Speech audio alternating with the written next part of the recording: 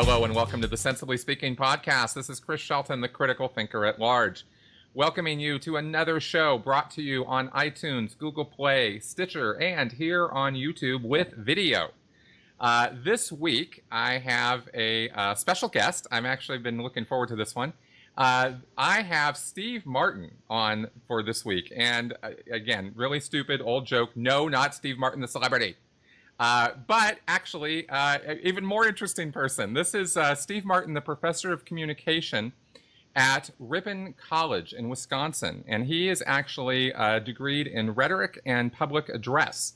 And he talks about the use of language. And we are going to talk about loaded language and all about that. And I'm endlessly fascinated by this topic. So welcome, Steve, to the show. Thanks for having me, Chris. Absolutely. I have been, like I said, endlessly fascinated by, ever since I first heard about this subject, when I was in Scientology, actually. Hubbard wrote about this. He wrote about it in the use of public relations, and he talked about the propaganda by redefinition of terms, and how you could get people thinking differently by redefining common or understood terms to mean something else or get new associations in their mind, and use this in public relations. And of course, this is straight out of Orwell, straight out of 1984, right? Freedom is slavery and all that, so ignorance is strength. Excuse me. So I wanted to, first off, if you could just sort of, for my audience here, sort of establish, I've sort of said what you do, but, how long have you been doing this? Who are you? Why should we listen to you? Yeah, sure. Yeah, I mean, boy, I could talk about that for a real long time, but I'll try to keep it a little bit on the brief side. But of course, we're interested in the use of language in terms of how it can persuade the public to think, believe, or do certain things. There's no doubt about that. What I think is the most interesting component of a lot of this, and there's potentially a certain Orwellian aspect of it, are a lot of the metaphors that we use. So one concept that we could talk about quite a bit are metaphors. This started when I was actually an undergraduate student at Ripon, and now I'm back there as a professor. But I was taking several classes in conjunction with one another, and I was taking a criminology class, actually, and I started reading a lot about how we talk about crime. And at that particular point in time, we're talking now early 90s, so there was a large crime bill passed in 1993 by the Clinton administration. And it occurred to me that we always talk about fighting crime. And as you start looking into that a lot more, you realize it's not just that innocent fight crime metaphor, but there's a whole slew of metaphors that go into that basically make it sound exactly like we're fighting a war, a real war. So we had the phrases, they're really common phrases: war on crime, war on poverty, war on. So I started thinking about how we declare war on social problems and how that's not literal at all. And in fact, if you start thinking of it as a war, it really results in some very, very bad policies. So that's where it all started. And back in the mid 90s, I wrote a master's thesis at Colorado State, which is where I did my master's degree. Oh, and right here. I'm in Denver. Awesome. Yeah, I miss Colorado. Actually, it's so nice there.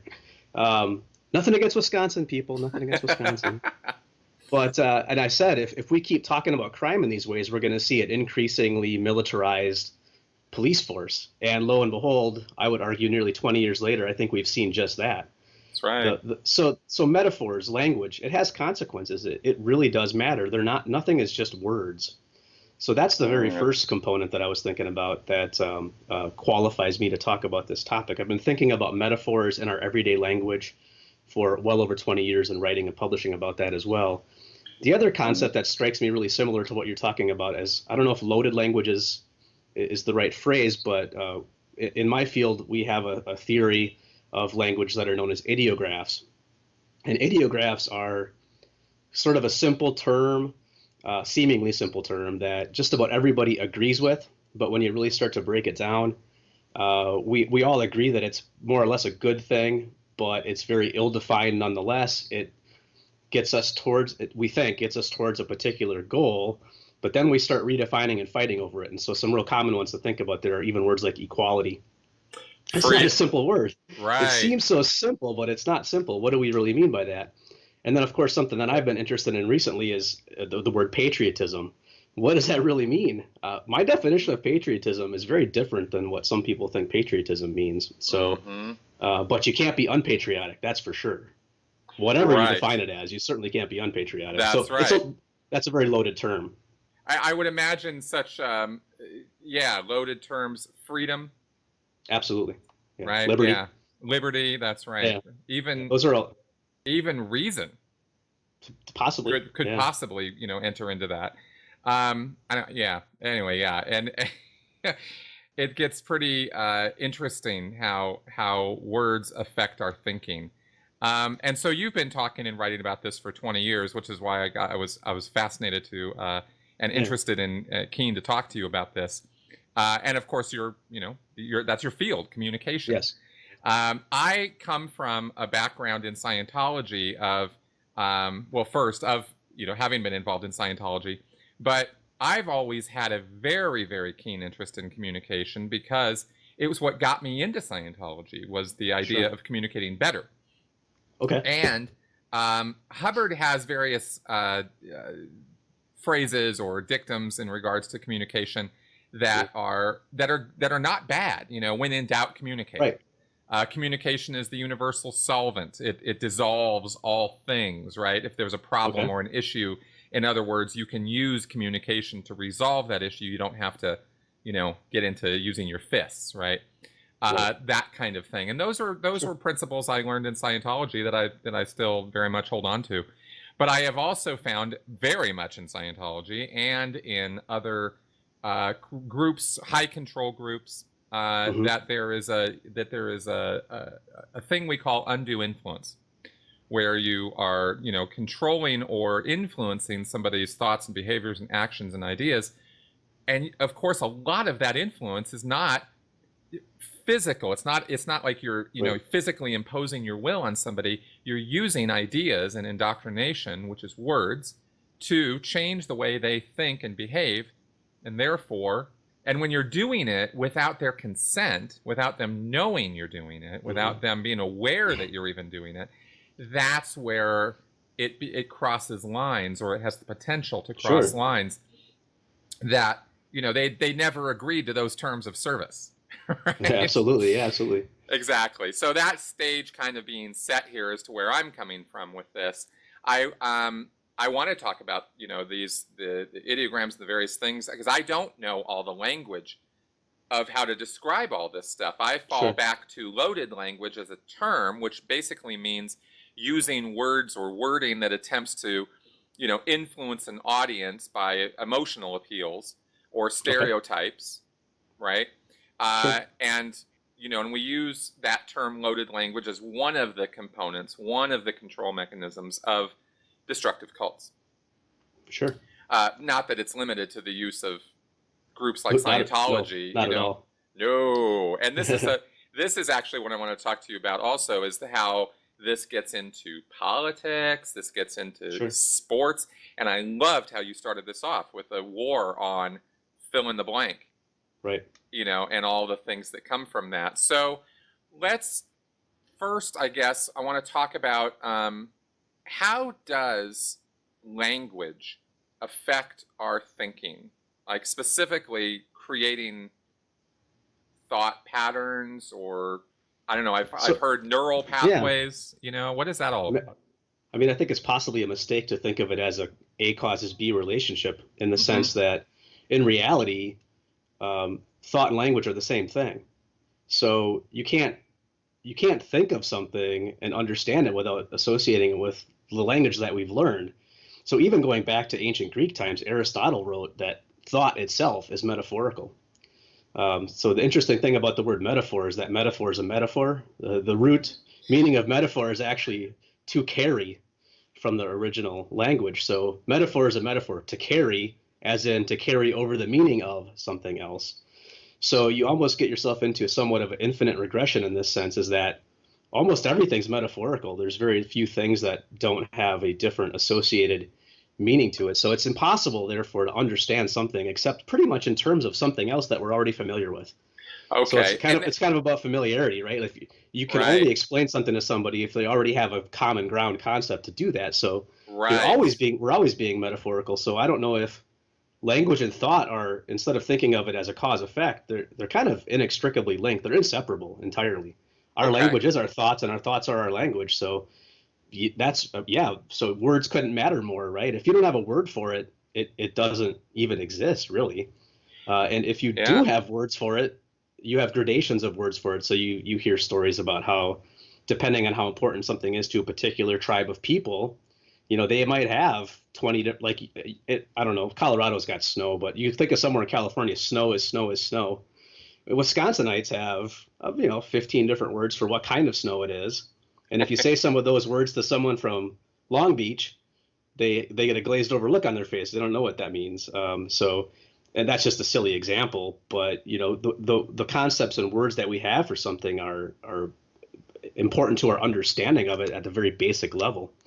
But Well, there's certainly, exactly. And also I mean, would you agree that the words that we use and the connotations connected with those words, or the associations we make with those words, influence the attitude and emotions which we have towards those things in the real world, absolutely, absolutely.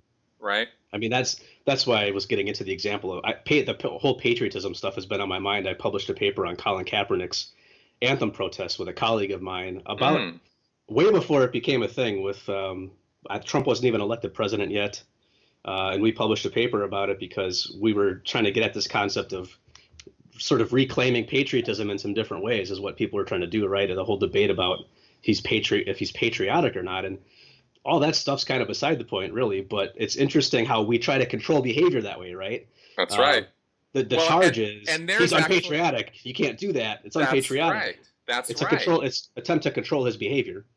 That's a perfect example of what I'm talking about, because it was also a huge distractor Oh yeah, to what the purpose of the the protest issue, was. right? Yeah, Right. it had nothing to do with No, nationalism or patriotism, no.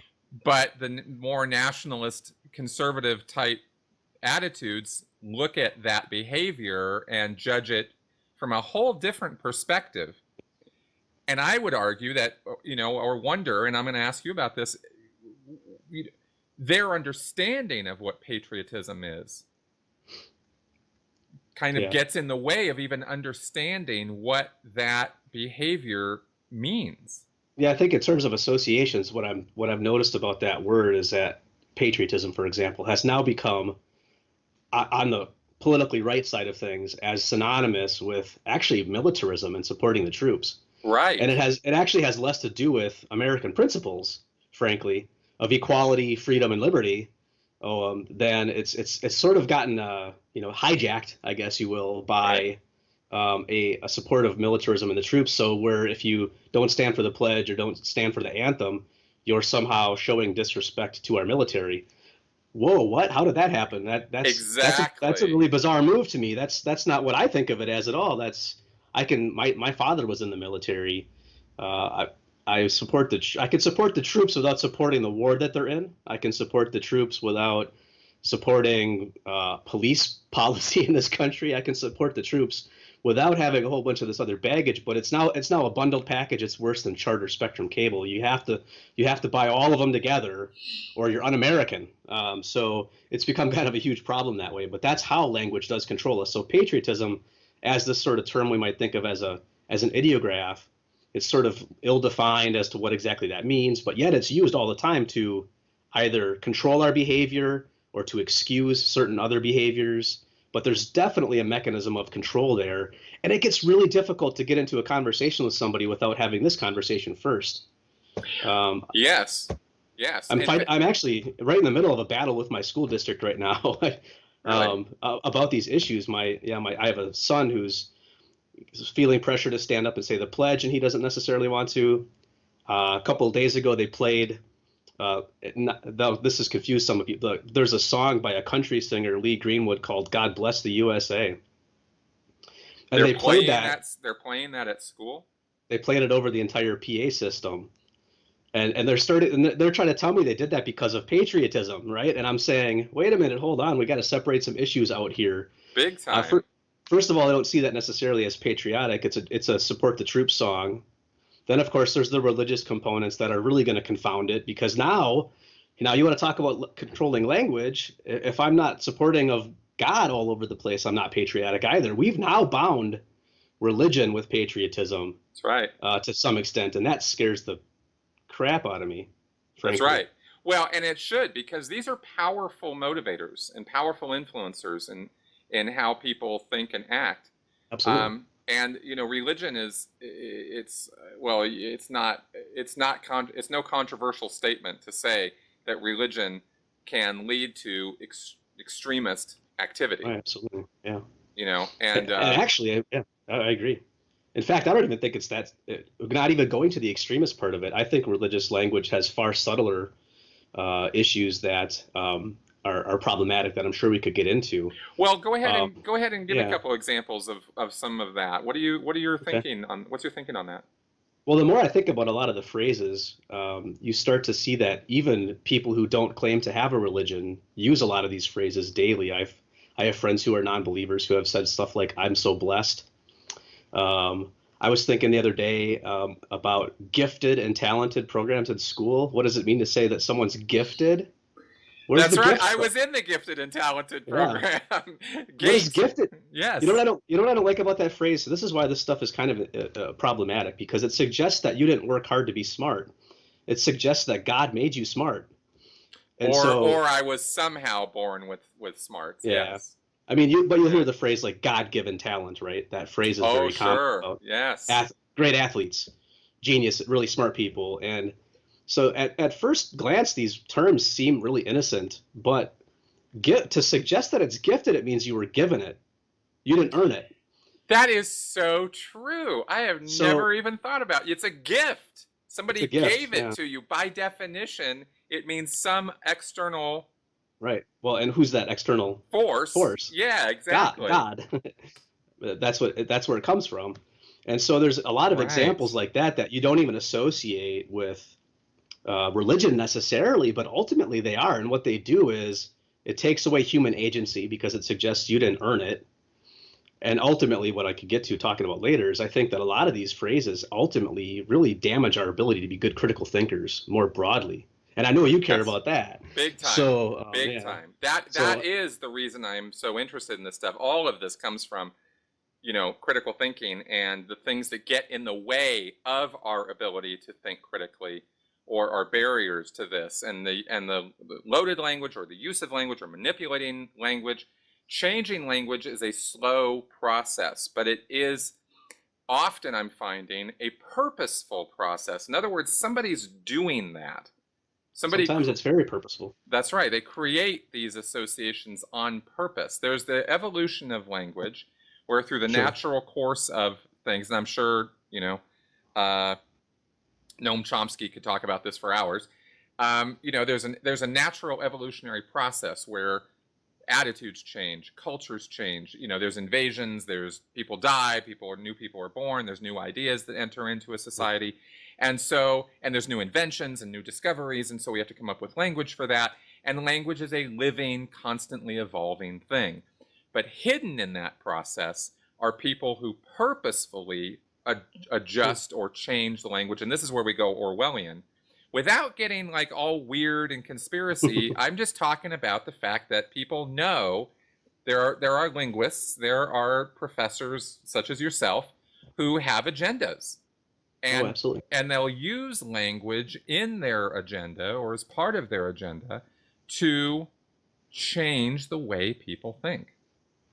You know? And this patriotism thing is a perfect example of that. There's nothing, and to be clear, in case we've already lost some patriots, in case some of you guys are still listening, I don't think either one of us are saying that there is anything wrong with having pride in your country, having pride in a flag or a symbol of the country and the things it embodies. Nothing wrong whatsoever with standing up and pledging allegiance if you so desire. Nothing wrong with any of that. No, I would just like to redefine patriotism in a way that I think is truer to the purpose of the nation, which is to stand up for the principles for which it stands. So equality, true equality, I'm going to try to do my best to achieve that. And to me, that's what makes somebody patriotic, not only standing up when the right song is played. To me, that's not patriotism. To me, that's just that by itself is you're absolutely it's just conformity. Right. It's actually the opposite. It's the opposite of freedom. and I've often joked with people, and sometimes they get it and sometimes it escapes them, but nothing says freedom quite like forced conformity. Right. Right. Exactly. That's the Orwellian. That's the Orwellian element. And by the way, if anybody here is not familiar with George Orwell, that is very necessary reading to understanding, the far-reaching consequences of what we're talking about. So, how else would you say that language can be utilized to create thought processes or patterns or ideas? Well, I was thinking actually maybe more about symbols. As I was doing a little bit of my homework on Scientology a little bit, this most obvious thing occurred to me, and it should have occurred to me probably seeing it several times before that, because I watched Going Clear right when it was released, and then I browsed it again before this because I wanted to brush up on my knowledge of Scientology a little bit. Yeah. And I don't know if people are going to be hearing this and thinking, no kidding or what, but it occurred to me that Scientology uses the cross as a symbol. Mm-hmm. That's right. Which frankly makes no sense because it's got nothing to do with Christianity. And now I realize that but it wants to. So I think right. That's exactly why it uses the cross. It was an intention, I believe, at least, and I don't have magic bullet proof here, but I don't see any other reason why a religion that technically has nothing to do with a character called Jesus Christ from roughly 2,000 years ago would have a cross. And I realize the 8 points symbolize 8 things, whatever, but that's an after the fact rationalization. That's exactly right. It was a legitimacy move, right? It was right. People recognize the symbol of the cross as legitimate, and so Scientology used it and basically stole it, really, frankly. And that's exactly right. And that's the kind of association I'm talking about. You take a symbol that already has very clear-cut associations, very, very clear ideas in people's heads. You show them a cross, 99% of the people on the planet are going to say, oh, Christianity, oh, religion, oh, Jesus Christ. Just right, they don't even have to think about it any more than they have to think about their name. It's that ubiquitous, that symbol Absolutely. is. So, of course, if someone like L. Ron Hubbard in 1954 is coming up with a new religious movement, right, then, of course, he's going to want to take symbology and words like minister, confessional. Oh, sure, he's going to have some clergy type language. That's right, clergy, Sunday services. These are all words that were folded into the Scientology organized religion that were not there to start with. I mean, at the very beginning, Hubbard was saying it's not even a religion. Right. Yeah. And I'm not talking about Dianetics. I'm talking about Scientology. He said, this ain't no religion, but hey, we need that tax exemption. I was just going to say that he realized it was going to save him hundreds of millions of dollars. That's right, and First Amendment protection. Right, by getting religious recognition. So there's a really great example. Now let me give you. And frankly, even larger than that, it allowed them to avoid a lot of scrutiny, because why would we suspect religious people of doing terrible things? It's the same reason that the Catholic Church was able to get away with so much of the abuses by priests for so long, and still, frankly, I think there's an association with religion.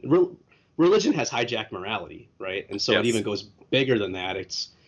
You're not gonna suspect a man of God. I've heard people actually use the argument before of their innocence. No joke. I'm a Christian, as if that's an argument for why they couldn't possibly have done something wrong. Okay. Right. So it even goes to that length of it becomes a shield of protection, really. So. That's very, very true.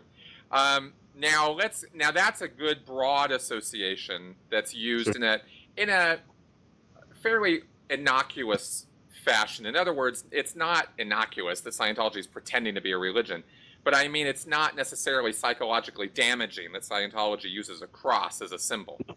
It simply is an association in order to smooth the public relations and make it more acceptable to the broad public. 75% of America are Christians. They see a cross. They immediately have a favorable association with Scientology because of that cross. And it took a great deal of effort on the part of ex-members and critics coming out and giving their stories and talking. It took a great deal of effort and decades of work to overcome that association. Because in the 1950s and 60s, they gained a great deal of positive association using just that symbology from Christianity. Now, what I wanted to also get into, kind of to dive into some details a bit more, and is give you an example of how I believe Scientology uses loaded language, or this is the use of loaded language to actually narrowly focus people's ability to think. Okay. Okay. Sure. There is a term in Scientology called PTS, potential trouble source. And that is a label that will be assigned to somebody. Oh, you're a potential trouble source. And there's a lot of, implication in that term, potential trouble source, right? Yeah. What it means technically or literally is that that person is in some way connected or associated with, and here's another label, a suppressive person. Yeah, suppressive. I remember that from Going Clear, sure. That's right. Yeah. These two terms are very bad terms in Scientology. You do not want to be either one of these things. And I, for example, I'm an SP. I'm a suppressive person, right? I'm a bad guy. I'm an antisocial personality, according to Scientology. Right. Now, if someone is PTS, or as the terminology goes in Scientology, if they go PTS to me, let's say, that means they're somehow connected to me, and I am doing things to them somehow by communicating or somehow, influencing their life, so that they are now a source of trouble to Scientology, right? Because now they have doubts, now they have equivocations, now they don't know whether this is all really what it says it is because of my harmful suppressive influence on them. As a result of that, and this is where it gets really crazy, if you are PTS, you can have accidents, you can get sick, you can, you can have all kinds of trouble and bad luck befall you. And the reason why those things happen to you is because you are PTS, because you are connected to a suppressive.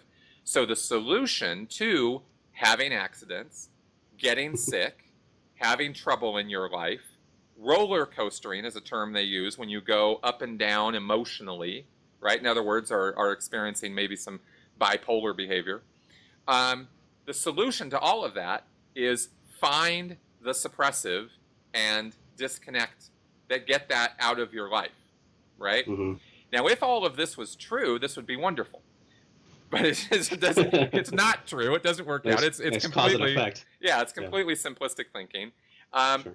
But the control factor and the thought processes are created so that here are the consequences of that. If a Scientologist gets sick, the first thing they do is not go take medicine to handle the illness, not find the physical problem with them that is causing the illness, not go to a doctor to deal with the illness, but instead go to a Scientology church and find who the suppressive is. Right? I didn't know it was that bad. I would think with the phrase, at least the root of the word science in there, that they would believe in medical science. But that's it's not that terrible. As I was thinking about all this stuff with Hubbard, right? I mean, it seemed like he was. I mean, at the same time that he was obviously somewhat crazy to some extent. I mean, those interviews in there are bizarre. But he also was kind of an evil genius in the sense that he knew how to create and sell a new religion. Exactly. And much of that was updated language of very old concepts, because frankly, what you just described is no different than most of what Christianity at one point believed. And some parts still do, depending on what pocket of, what sect of Christianity you're talking about. But they don't use scientific-y sounding terms and acronyms like the business world, like PTS and suppressive person.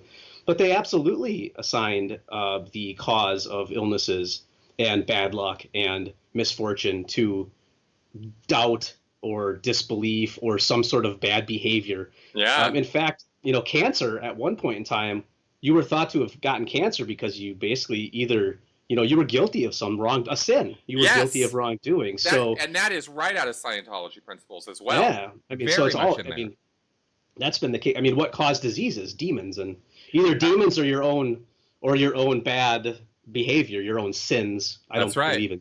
I don't believe anything is a sin. I think a sin is a made up thing. But to the religious person, the sin is the cause of your misfortune or That's your right. disease. That's right. And that does play out in Scientology that way too. Yeah, they call them overt acts, not sins. But it's the same thing. It's just a rebranded version of what really most religions have, not all, but most.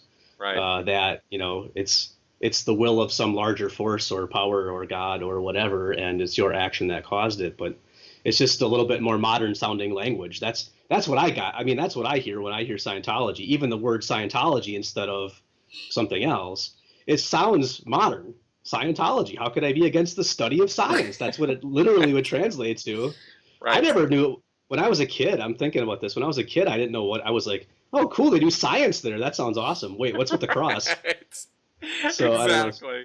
Well, let me ask you about this though, because this is a phenomenon I'm actually very curious about. So now we have this concept of being PTS, right? So now once you've been indoctrinated and if you accept this idea as truth, sure.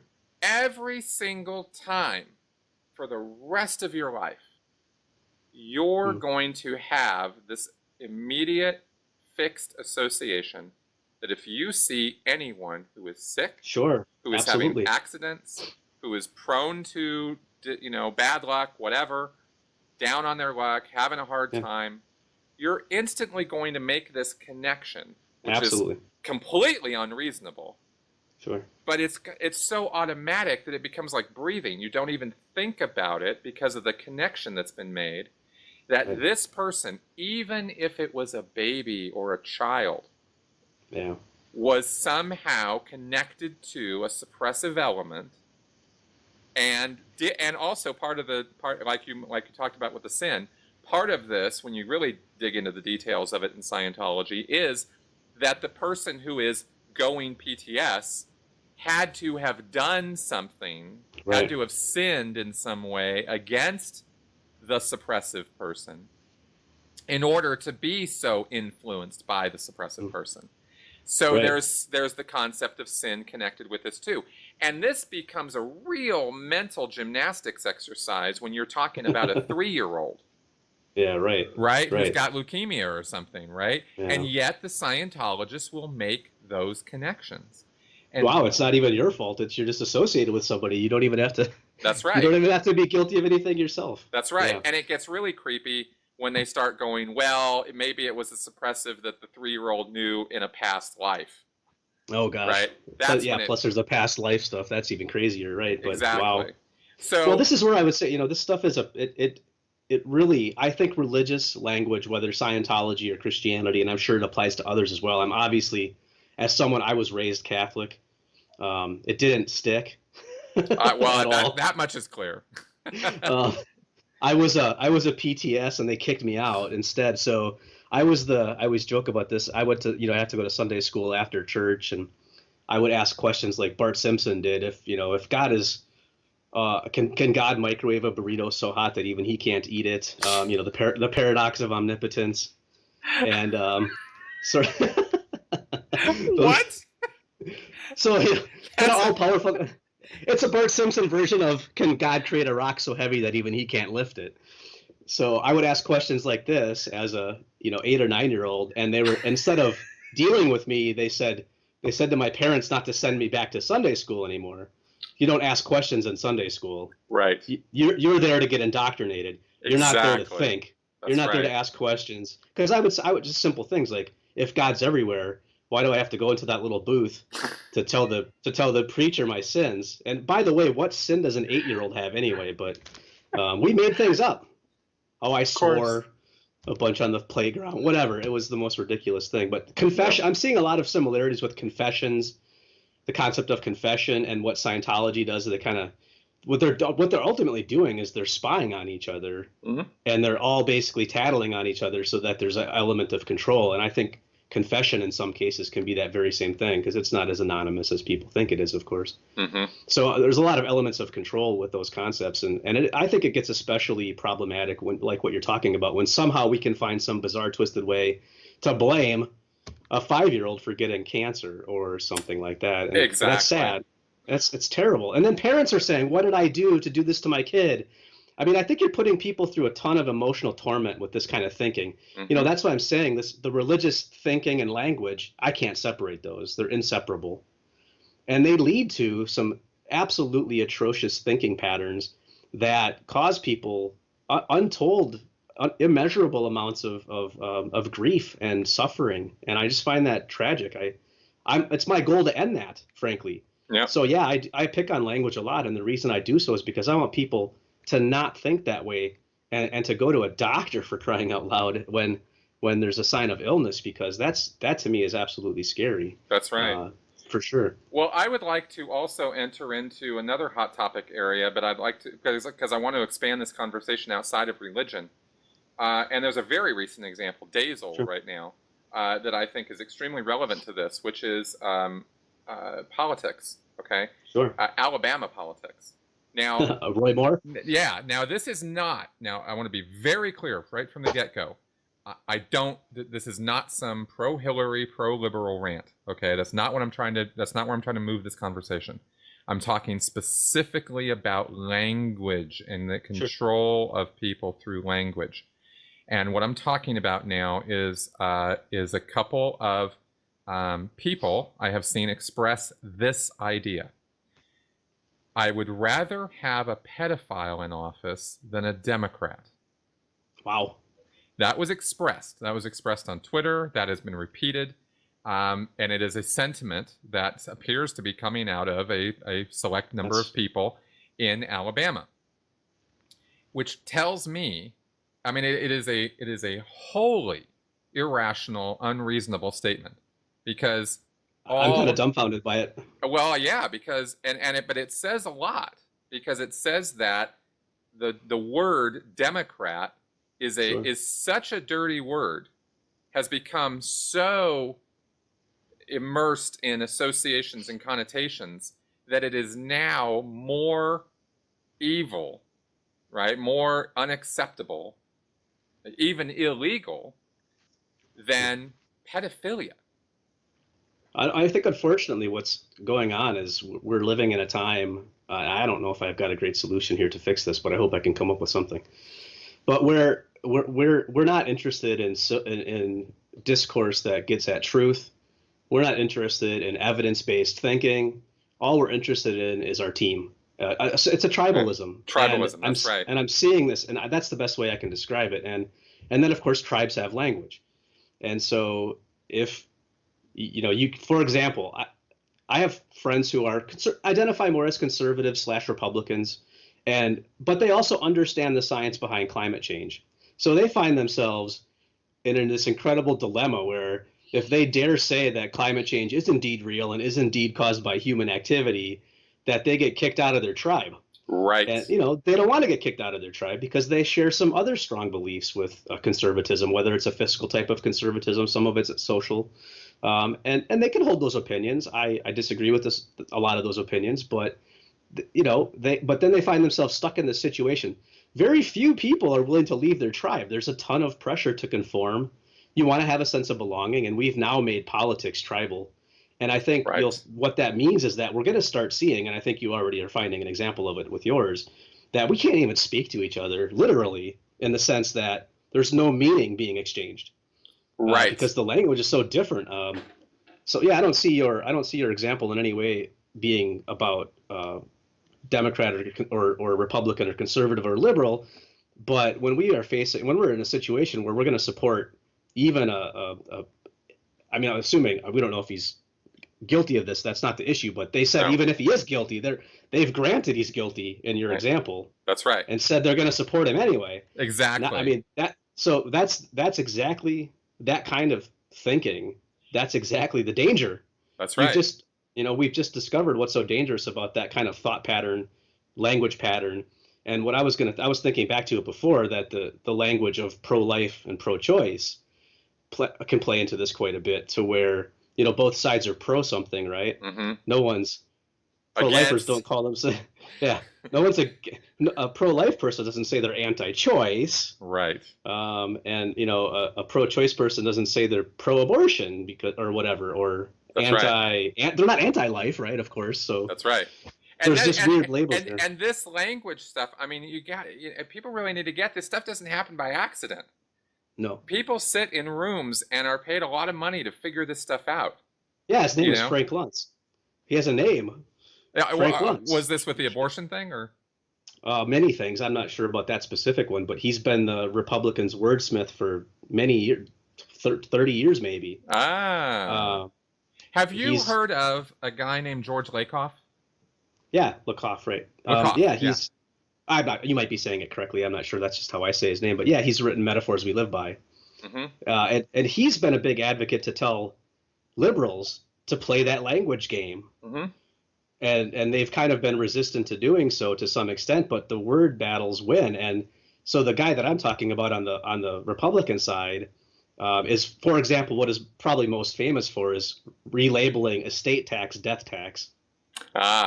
That's one of his most famous memos that he wrote was stop calling it an estate tax, because if you call it an estate tax, I don't have an estate. Do you have an estate, Chris? Right. No. I have a house. Right. But I don't own it yet. So. Right. But I don't have most people don't have an estate. So if you call it an estate tax, yeah, go ahead, tax that. I don't have that. But if you call it a death tax, we're all going to die. So we don't want to get taxed when we die. That's exactly. So as an example of that, and he's also the person largely behind changing. Now this blows people away because they don't understand the history of this phrase. But we used to all accept global warming as the phrase based on the scientific fact of the greenhouse effect. The Earth is getting warmer. That's right. But it was actually the Republicans, at the behest of Luntz and the wordsmithing of that, to call it climate change, because climate change sounds less Armageddon-ish. It's just changing. It's just changing. It's not going to warm up to the point where we can't live on the planet because it's so warm. Now, I still fight this up. I also teach environmental communication. I still have this argument with people all the time. They're like, no, it's more accurate to say change. It's more accurate to say change. It's actually really not. It's more accurate to say the Earth is getting warmer. And that doesn't mean every single day is warmer than the previous day on that given point in the year. That's a misunderstanding of the scientific concept too. But the original language change there was actually an intentional Republican concerted effort to make global warming. They weren't denying it at that point in time, by the way. They were simply saying it's not going to be that bad. It's just change. Right. Don't worry about it. Because in school, let's tone down the rhetoric. Yeah. Just change. That's right. Change is good, and change is good, right? Change is always good. That's why it's such a common slogan of political campaigns. Change. Right. Both Republicans and Democrats use the word change in a lot of their campaigning, because they're, who doesn't want change, right? But well, again, that's how Obama got in, hope and change. Right. Yeah. I mean, it works both ways, and I think Lakoff has some good ideas when he says, the progressives need to catch up on this, because this is the point I'm trying to make here is that this is the one of the most important tools you have to change hearts and minds. Now, whether, when it enters into manipulation, when you're doing it without people's consent, when you're doing it without people being aware of what you're doing, then it becomes manipulative. But language is going to affect us no matter what. There's just no way around it. So really, the advice here is, that I think comes from George, and what we see with this other guy you're talking about is when you change the language, you change the conversation, because you're changing the associations and the emotions that are connected with the thoughts and the concepts, right? I mean, you have this thing that's happening. It is the climate is doing what it's doing. Nothing we can talk about it in 20 different ways to feel really great about what the climate is doing, or to be horrified by what the climate is doing. That's just words. The climate is the thing. It is doing what it's doing, and so we can make it so that we don't care that the climate is doing what it's doing, and we race to extinction with a smile on our face, or we look at it as a threat to our survival and call it global warming because that means something's happening that's not good. Yeah. And we then take action accordingly because it spurs us to action when there's a threat. So if you remove the threatening language, you remove the whole concept of the threat, and that changes everyone's actions about it. And that's how language is a control mechanism. It didn't used to be a partisan or a political issue at all. It was actually broadly accepted. In fact, even oil companies, you can go back, I think, to early 1990s. Shell Oil produced a really long ad about the dangers of global warming. Shell Oil. Wow. So so people can look this up, or we could, I don't know if when you put this up, you could find the link to it. I can send it to you later. But this stuff's it was completely accepted as the truth. It was science. It was proven. Everybody's known about it forever. We knew about the greenhouse gas effect way back, and we knew about how dangerous this could become in the 1950s. In fact, so it's only been very recently that the language, and I would argue it's largely because of the language, that we now are now we can have disagreement about something that's just been known, proven scientific fact for so long. Right. And we knew exactly what was causing it, that it was the burning of fossil fuels. It wasn't even disputed. Interesting. Interesting. Now, I have to ask, just since you happen to know about this and we've kind of wandered into this territory, why, if oil companies were producing mini documentaries or films or whatever, laying all this out, clearly the oil companies were not saying, this is, we shouldn't talk about this, let's bury this. It wasn't quite the same as big tobacco burying all the studies about how cigarettes caused cancer.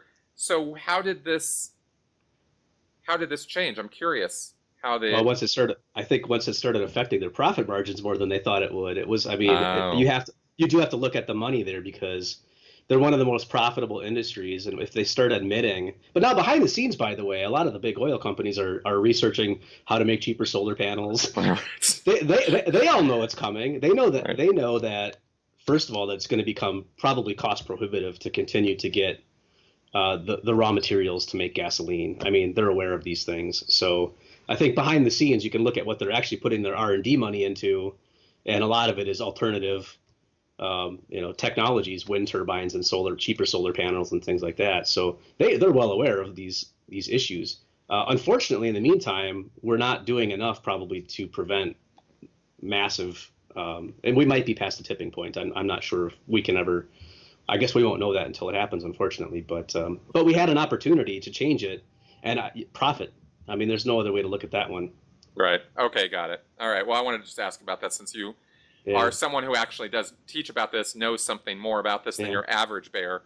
I thought that would be, relevant to talk about for a second. Well, environmentalism largely was a big issue here, because it used to, again, be you could find common ground between conservatives, liberals, Democrats, Republicans, or whatever. Yeah. But they moneyed interests started to say, we don't want to do this environmentalist agenda because it's going to cost us a lot of money. So they started calling environmentalists communists. So there's an infamous sort of environmentalists are watermelons. They're green on the outside and red on the inside joke among. You never heard that one? No. It's pretty well known in the sort of conservative position on environmentalists that greens are the new reds. You can find these things too, that they've tried to call environmentalists communists as much as possible and associate it with. It would so behoove people to take the time to figure out where their catchphrases and what'd you call those, ideograms earlier? Like where ideographs, yeah. Like where do these things come from? Yeah. Because they do. The derivations of words can sometimes be quite fascinating. Yeah. And when it comes to the culture wars and the kind of thing, the manipulation that goes on in the propaganda machines of the United States, I suppose, or the Western world, I just really wish people could understand, without getting into weird conspiracy theories, because those just get totally, wholly irrational too, that, when I debunk or poo-poo conspiracy theories, I'm debunking the Alex Jones hysteria. I'm not saying conspiracies don't happen.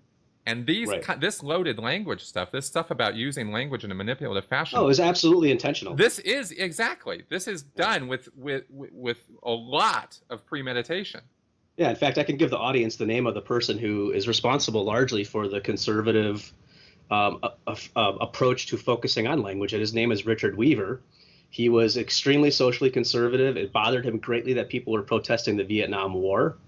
He wanted people to fall in line, be good patriots, and he talks about in the Ethics of Rhetoric God terms, devil terms, and charismatic terms. So if people want to look into that more, I won't reteach the book right now, but they're similar to ideographs to some extent. But God terms are obviously words that tend to have 100% positive connotations, and devil terms are the opposite of that, of course. And charismatic terms, he's kind of a little bit confusing about how he writes about that. But the other thing that he talked about was what he called a tyrannizing image. And this was actually for him a positive thing. He wanted it to be, so he's basically saying conform to this particular image of what a good American, a good person is, right? And if you think about how that's played out in reality, up until Obama, we had all white male presidents. So the tyrannizing image, so to speak, of a president is a white male, and by the way, religious, right? So you got to check these boxes. What's Right. the last person? Atheists would never have a chance of getting elected to the office of the presidency. So it's not a conspiracy. He consciously wanted to push that, and his name is Richard Weaver. Right. Well, and that's the thing. And when you have all conspiracies have a driver, have the members who have intentions to do whatever they're going to do. They're not necessarily inherently evil. They just have an intention, an idea of what they're going to do. But I don't think they should get a pass when they're doing things that are underhanded, manipulative, and done that way purposefully, so that people. It's called undue influence, and it is a destructive influencer. Yeah. Now, a lot of I'm sure by this point in the show, again, if they're still listening, I think a lot of right wingers are like, what the hell? How come they don't give any left wing, examples of this? I don't know if there are people on the left doing this the same way there are people on the right doing it. I know personally from the writings of George and others that Lakoff that a lot of money was invested in groups to figure out this language stuff. Sure. I mean, to the extent that's on the left, but much farther left than Democrats. Marcuse, there's certainly some suppressive attempts on the far left that do attempt to, and I don't agree with these attempts, because even though an idea might be bad, I still agree with its ability. Even though someone might, even if they're espousing hate, I mean, I think this is just part of democracy. That's the downside of a free and democratic society, is that sometimes you have to let a bunch of idiots say hateful things. Right. But the way to approach it is to try as best as we can to respond to that and show others why their bigotry is foolish and so forth. But on the far left, there is some talk about suppressing and actually disallowing certain ideas that are hateful to be expressed. They come from their intentions are good too. So rather, it's not necessarily changing words or pushing forth a particular phrase or something, but it's in fact, if it's hateful and if it's bigoted, that it shouldn't be allowed to be said. That is definitely so. There's some controversy there. No, for sure. And actually, I'm sitting here right now as I think about this. Of course, things I've protested on the show about before, SJWs. The social justice warriors pushing that everything is racist, everything is sexist. I mean, Anita Sarkeesian has said that on video, right? No, it's not. Everything is not racist. Everything is not sexist. And we're, this like rape culture that everything that we see around us, pushes this idea that it's okay to rape women or something. It's just not true. That's just not. That's the left craziness, and that is them altering or trying to use language in a manipulative fashion too, because well, when they're calling anyone who disagrees with them a sexist or a racist or a misogynist, they have to back off in the sense of they have to be a little more patient with letting people articulate their position. I've certainly encountered that a little bit. I know what you're saying. Yes. Yeah, exactly. And we have to be critical of that on the left as well, or we're not really being giving this a fair shake. Right. And in fact, that kind of seeing the extremism of that on the left. I will say there are less of them on the left than there are on the right pushing this sort of thing. I think so. The fact that it exists has to be acknowledged by us, or we come off as, well, it's all the right and the left is perfect, and that's definitely not the case. No. Right? No. So I want to be clear about that.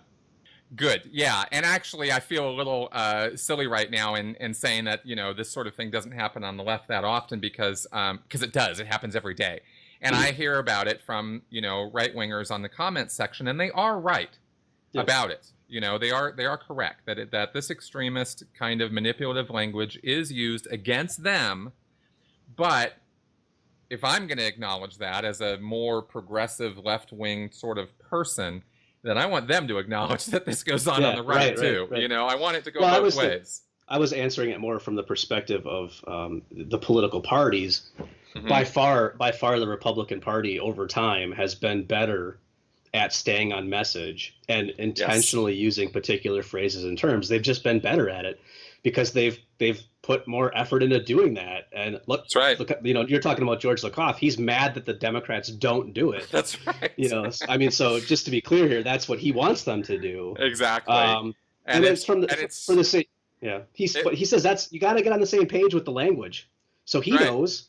And Democrats don't get on the same page with the language. And the Republicans are very good at getting on the same page with the language. And that's what I'm talking about. I'm not necessarily talking about, in a broad sense, left, right, don't both use language to a particular end, of course. Yeah, yes. Everybody does. But I was talking about it more from an organized political party perspective. The Republicans do it way better, way more intentionally, and they're just better at it.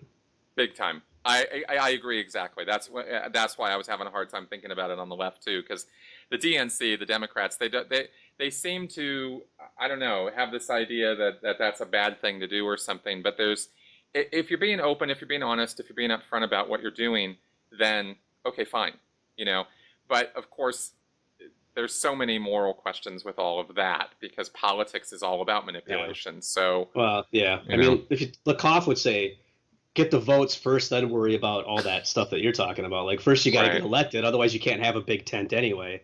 Because that's what it sort of goes to get on the same page with language, to kind of be in lockstep, does seem to be somewhat antithetical to the values of what the Democrats are trying to do, which is to get a really broad coalition of people, right? So that don't all think exactly the same thing about a particular given issue. So exactly, yeah. There's a lot of work that needs to be done on that. And we'll see if they're going to do it, and we'll see if they're going to get themselves together on that. But getting back to language itself, did you have any? We're going to have to wrap up here before too long, and I wanted to find out, with all the work you do, with everything, as you've put some videos out there, the teaching that you do, and the efforts you are making. Politics aside, okay, just push all of that to the side. I don't really care whether we're talking liberals or conservatives, or we're talking about Scientologists or Christians. How would you sum up, or how would you describe like what you're trying to do with this in a constructive, helpful fashion? Where are we going with this, and what are you trying to do with pointing out and educating people about the uses of language this way? Yeah, I mean, I want them to think critically about every single word, and I know that sounds kind of cliche and not all that helpful, but I think it kind of works like this: the less obvious something is as a use of language, like a metaphor, for example, the less obvious it is as a metaphor, the more powerful it is. Because if you don't recognize it as metaphorical, you think it's more true, so to speak. If you know it's a metaphor, then you realize it's just a metaphor and you don't take it as seriously. But once these words become so firmly embedded into our language that we don't even see them as metaphorical any longer, that's when they've truly taken over and become so powerful. So I try to have a conversation with someone once and explain to them that fight crime is a metaphor, and you'll have a really hard time getting them to buy that argument. But it is, and it can be a bad metaphor to use when you're talking about crime. Mm-hmm. We shouldn't really be thinking of it that way, especially when you talk about it even more, war on crime, and you talk about police as troops and as soldiers and things like that. But so these things aren't easy to see; they're not easy to detect. So it does take a person who is being very critical of every single word that's getting used to say, wait a minute, what do we really mean by that? the example that I've used in the past that sort of initially got me thinking about this at all in terms of religion was how we call everything a miracle. Ah, I even think of something like the miracle of life. And I can't think of anything less miraculous than reproducing, frankly. I mean, the miracle, as I've joked before, the miracle is not getting someone pregnant if you don't use protection, not the other way around sometimes, right? So, you got to think about the use of the language, but journalists call everything a miracle. Everything's miraculous. That when you start thinking of it in those terms, you start you're not thinking about it very critically. Like, is it really a miracle that people survive an accident? I mean, that's the norm. That's ordinary. that's right. And so calling it a miracle, using this language, it sort of normalizes. And that's, I think, the way I would think about this is it really normalizes religion. I know I'm going back to the religion thing you said, not too sorry. No, But no. It's fine. This is what you do. Yeah, I think of it in those terms. And then so the person who challenges God in the pledge or, God in schools and stuff like that is immediately dismissed, even though they're right, even though they got the Constitution on their side. I face this in my own town. As soon as I bring this stuff up, everyone's like, "Oh, stop being such a pain in the ass about this stuff." And that's what they think of me. I know, I'm aware of that, and Yep. it's because it's become so everyday, so common. That's right. And talk about intentionality. Congress added under God into the pledge intentionally. Eisenhower, That's right. to ward off those godless commies and win the Cold War. So Exactly. but, And but it matters. that's right. And it's because it's everywhere now, because God's on the money, God's in the pledge. It's if you challenge that, you're the abnormal one. That's You're right. you're the Trump, you're the PTS, possibly. Exactly. of the country. That's I right. suppose. That's it actually that's a great metaphor. Okay, good. Well, with that, we're gonna wrap up the show here. Steve, I really want to thank you for your time on this, Thank you, Chris. and I might end up contacting you again in the future because I think this Anytime. subject is so crucial. It's so crucial, and I really just beg the audience, pay Yes. attention to what is being said to you. Pay attention Absolutely. to how it's being said to you and the associations that words make and in your mind Yeah. and in your Question life. it. Question it. That's what I would end with. Well, I appreciate it too, Chris. Thank you so much. You've been a wonderful interviewer and conversationalist. And anytime you want to talk again about a topic, you just let me know and I'll find the time. Thank you. Awesome. All right. Thanks, Steve. Thanks much. Okay. Yep, you bet. And folks, go ahead and leave any questions, comments, feedback in the comments section on YouTube or at sensiblyspeaking.com. And I will see you guys next week. Bye-bye.